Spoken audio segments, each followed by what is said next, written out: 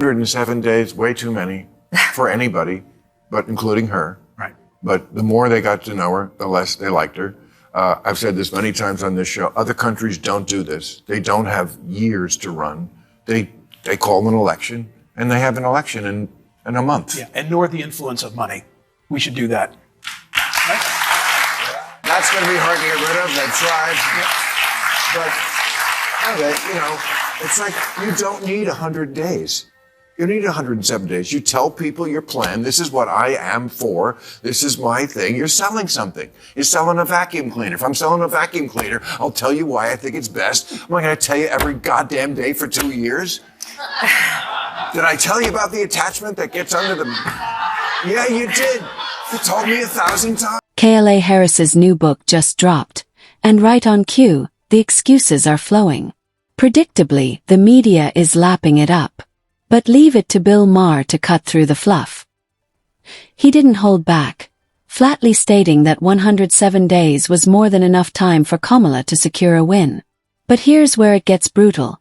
Maher also highlighted several misleading claims buried in her book. Buckle up, because this takedown stings, and it's one you won't want to miss. Crime, people just getting away with it, cashless bail, whatever. I want to see law and order, and I think that would be helpful. Well, apropos to that, I'll bring up one last subject. Somebody didn't write this, but I want to say it because it's interesting. Some new polling came out, and this is really, I'm speaking to the Democrats especially here, because Trump's numbers are down. They're down with Latinos, they're down with blacks, they're down 15 points with whites. And when whites say, you're not hip anymore, ooh. And yet, in the other poll, on issues, Trump still winning. So this is your big opportunity, Democrats. He's down in the numbers, and you still can't. Maher opens with the latest polls showing Trump losing ground, at least on the surface. But when you dig deeper into the real issues voters care about, the economy, the border, and foreign policy, Trump still leads. Maher argues this should be a golden opening for Democrats.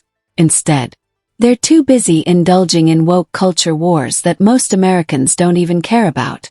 And just when you think he's done, Maher drops a truth bomb that leaves the DNC gas. Was a better plan. Republicans crushing it on crime, immigration, wars, the economy, even corruption.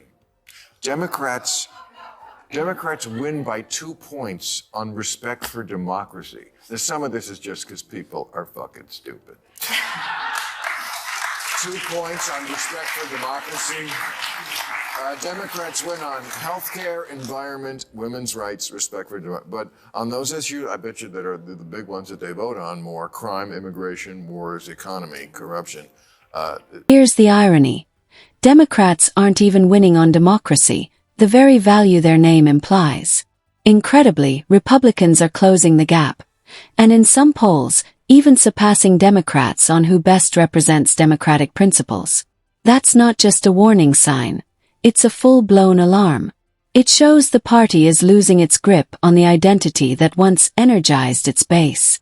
Instead of showing consistent values, the DNC is lost in identity politics, performative virtue signaling, and endless internal bickering.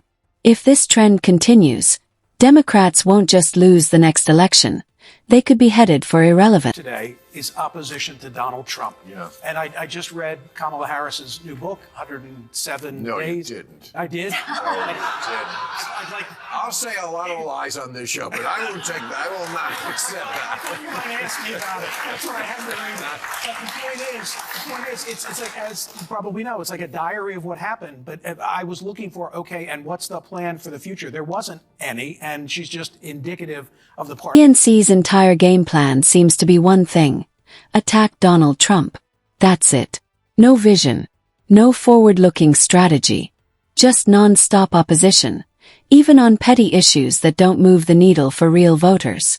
And when it comes to Kamala Harris, after a major election loss, she had the perfect chance to reflect and reset.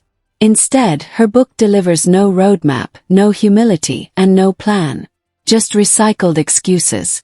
It's emblematic of a party stuck in denial, fueled by outrage, but offering nothing tangible for the future. One of the reasons she lost. She's rewriting history in the book too. She's now against men and women's sports. Like, come on. Like, they tried to dismantle Title IX against women when she was vice president. Right. I mean, that's just one of many examples. She could have had 701 days and would have still lost that race. But you're right. The data says it's cost of living, it's inflation, it's immigration, illegal immigration, all those things, everything. Lately, Kamala Harris appears to be distancing herself from woke politics, the very stance that helped sink her political brand. On the surface, that might seem like growth. But here's the catch: she's not owning up to it. She's attempting to rewrite her past, suddenly claiming she's against men competing in women's sports, a position she openly supported while in power. That kind of historical revisionism doesn't rebuild trust. It destroys it. If Kamala wants to be taken seriously again, she needs to stop spinning and start admitting. Anything less looks like a desperate rebrand wrapped in political survival. 107 days, way too many for anybody, but including her. Right. But the more they got to know her, the less they liked her. I've said this many times on this show. Other countries don't do this. They don't have years to run. They call an election, and they have an election in a month. Yeah, and nor the influence of money. We should do that. Right? Maher doesn't waste a second getting into it. To him, Kamala Harris's book isn't a memoir. It's an excuse manual. At the core is her now famous claim. She had only 107 days to win voters over. According to her, the short timeline doomed her campaign. But Maher calls it what it is: a cop-out. Voters didn't reject her because of the calendar. They rejected her because when the spotlight finally hit, they saw who she really was. The problem wasn't time. It was a lack of trust, authenticity, and connection. And Kamala simply didn't have it. It's like you don't need 100 days. You need 107 days. You tell people your plan. This is what I am for. This is my thing. You're selling something. You're selling a vacuum cleaner. If I'm selling a vacuum cleaner, I'll tell you why I think it's best. I'm not going to tell you every goddamn day for 2 years. Did I tell you about the attachment that gets under the... Yeah, you did. You told me 1,000 times. All right. Thank you very much, everybody. Exactly. All Kamala Harris had to do was offer clear, credible solutions to the issues Americans face every day. That's it. Show a vision. Lead with ideas. But she gave voters nothing. She even missed a golden opportunity to differentiate herself from Joe Biden, to show how she'd lead differently. Instead, she stuck to vague talking points and played it safe. No bold proposals. No leadership moment. And that's the core issue. Kamala Harris has no distinct identity or compelling message. Without that, no amount of campaigning could save her. Vice President, you're a black woman and a South Asian woman elected to that high office, very nearly elected president. To say that he couldn't be on the ticket effectively because he was gay is hard to hear. No. That's not what I said. That he couldn't be on the ticket. Oh, it because is he what was she gay. said. My point, as I write in the book, is that I was clear that in 107 days, in one of the most hotly contested elections for president of the United States, against someone like Donald Trump, who knows no floor, to be a black woman running for president of the United States and as a vice presidential running mate, a gay man, with the stakes being so high, it made me very sad, but I also realized it would be a real risk. This is where Bill Maher delivers one of his most cutting points: the lies. In her own book, Harris claims she didn't choose Pete Buttigieg as her running mate because he was gay. But when pressed by Rachel Maddow, she completely backtracked, claiming that's not what she meant, or worse, that she never even said it. But the words are right there in black and white. That kind of contradiction is political suicide. If Kamala can't even stand by her own printed statements, how can voters trust her to lead? Maher's message is clear. This isn't just a campaign failure. It's a credibility. New York mayoral hopeful and radical hard leftist Zoran Mamdani. What do you think of him and his candidacy, and what do you think of mainline Democratic shyness and agitation about the prospect that he's going to win? Look, as far as I'm concerned, he's the Democratic nominee and he should be supported. Do you endorse his candidacy? I support the Democrat in the race, sure. Look, if you thought Kamala had acquired some wisdom, some class and perspective in the months since she was resoundingly beaten by President Trump, well, you'd be disappointed. All she revealed overnight is that she's a frightful bigot. Couldn't have said it better myself. The real reason Kamala Harris flamed out in 2024 is simple. She stands for nothing. No bold stances, no guiding principles, no clear direction. Just look at her support for Zohran Mani in New York. She didn't back him for his policies or leadership qualities.